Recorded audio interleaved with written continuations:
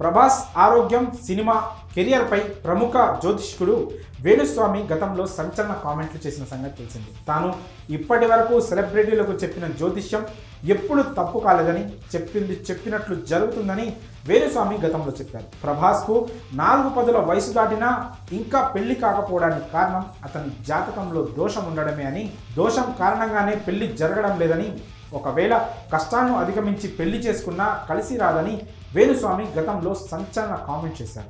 Salaar cinema విడుదల సమయంలోనూ ప్రభాస్ పై comment చేశారు. ప్రభాస్కు ఆరోగ్యం బాగోలేదని అన్నారు.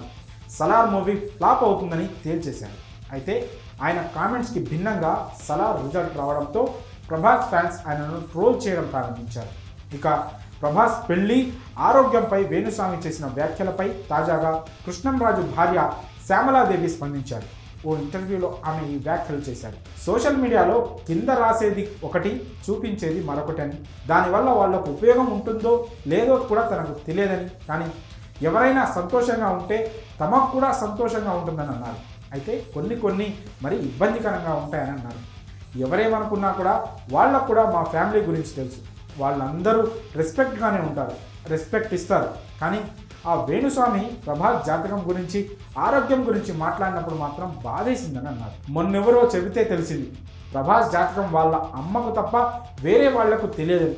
అలాంటప్పుడు ఆ వేణుస్వామికి ఎలా తెలిసిందని ఆమె ప్రశ్నించారు. అయినా పుకార్లు కదా, బాధపడతారు కదా మేడం, మీరే అడగండి అని కొందరు అంటారు. కానీ నేనెందుకు అడగడం అని ఊరుకుంటా అని, పుకార్లని చెప్తున్నప్పుడు ఏం కాదు ఊరుకోండి అంటారని ఆమె అన్నారు. మీరెవరూ పట్టించుకోకండి కూడా అంటారని, మీరెవరిని ఏమి అనే అలవాటు తమ కుటుంబానికి లేదని, కృష్ణంరాజు గారు అజాత శత్రువు అని అన్నారు.